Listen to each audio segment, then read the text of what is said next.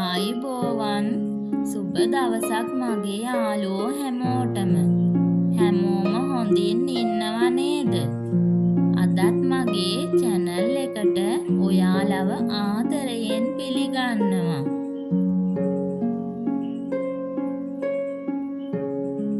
ඔන්න ඉතින් කාලෙකට පස්සේ අද ලස්සනට ඉර පායලා තියෙනවා.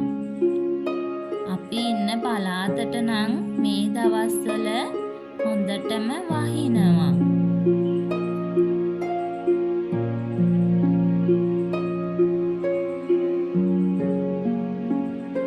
ඒත් ඉතින් වැස්ස අපට කොච්චර කරදරයක් වුණත් මේ ගස්වැල් වලට නම් අලුත් පණක් ලැබිලා වගේ නේද? එයාලා ඒ තරමටම ලස්සන වෙලා.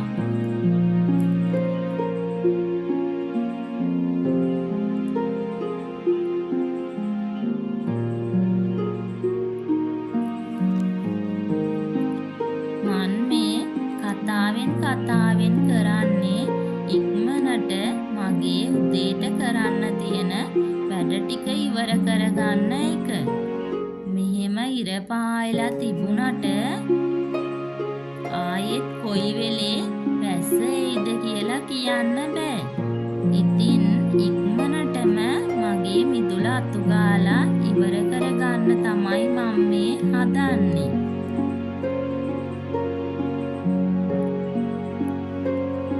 මේ තියෙන්නේ මගේ මිදුලේ තියෙන ෆොක්ස්ටේල් ගහ. දැනට අවුරුදු 5කට විතර කලින් පුංචි පැලයක් ගෙනල්ලා තමයි මම මේක හිටව ගත්තේ. දැන් එයා ගොඩක් ලොකු වෙලා. මේ තියෙන්නේ මගේ මිදුලේ තියෙන දෝතලු පැලේ. පැලයක් කිව්වට දැන් නම් ඒක ලොකු වෙලා. මේ වගේ මල් හොයාගන්න ගොඩක් අමාරුයි. සමහර අය මේවැ මල් පූජා කරන්න හරිම කැමති. ඒ තරමටම මේ මල් හරිම දුර්ලභයි. මේ පැලෙත් මං ගෙනල්ලා දැන් අවුරුදු 2-3ක් වගේ වෙනවා. දැන් නම් ඉතින් නිතරම මේකේ මල් පිපෙනවා.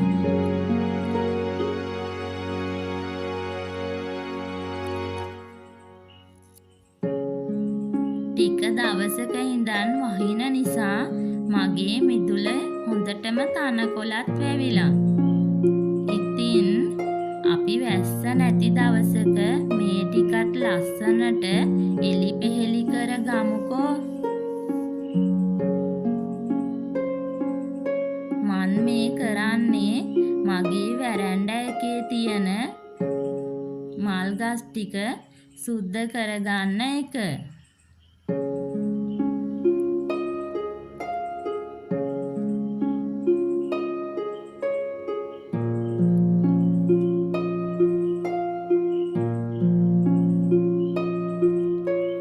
ඔන්න ඉතින් ආයෙත් වැස්ස පටන් ගත්තා. ඔයාලට පේනව නේද මගේ මිදුලේ හොඳටම වතුර පිරීලා තියෙන හැටි?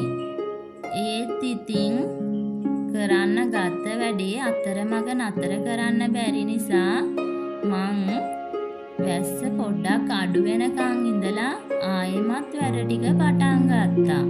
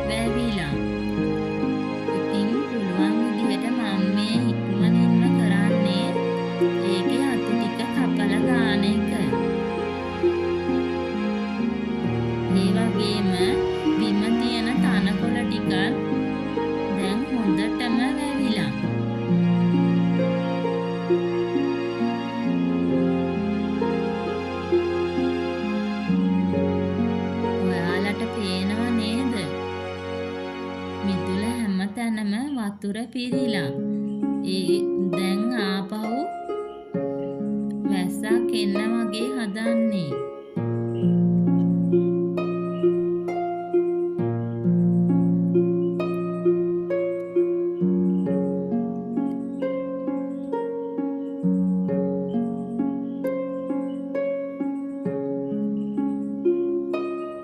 තනකොළ ටික කපලා ඉවර වෙලා ඉක්මනින්ම අතු ගා ගන්න ඕන. දැන් නම් මම මේ කරන්න හදන්නේ මගේ වැරැන්ඩා එකේ තියෙන මේ මල් ගස් ටික සුද්ධ කරගන්න එක. කාලෙකින් ඒවට සාත්තු කරන්නත් බැරි වුණා. වේලුණු කොළ ටික ඉවත් කරලා ඒවට වතුර ටිකක් එහෙම දාලා පොඩි සාත්තුවක් කරන්න තමයි මං හදන්නේ.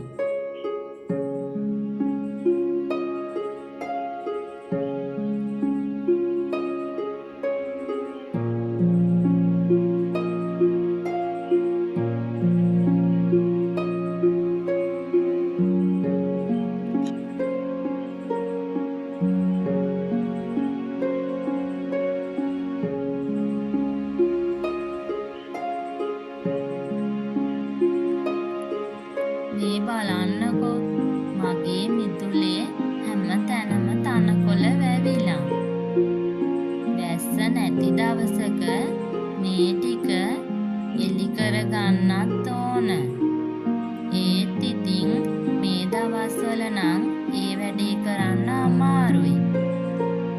මේ තියෙන්නේ මගේ මිදුලේ තියෙන එටිසලාඩ් ගහ. ඒකත් දැන් හරි ලස්සනට වැවිලා.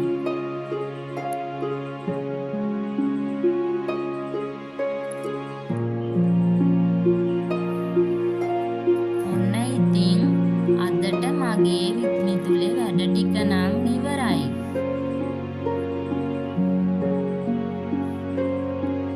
මගේ channel එකට අලුතෙන් යාළුවෝ එකතු වෙලා ඉන්නවා නම් මාව subscribe කරන්න කියලා ආදරයෙන් ඉල්ලනවා. ආයෙත් අලුත් වීඩියෝ එකකින්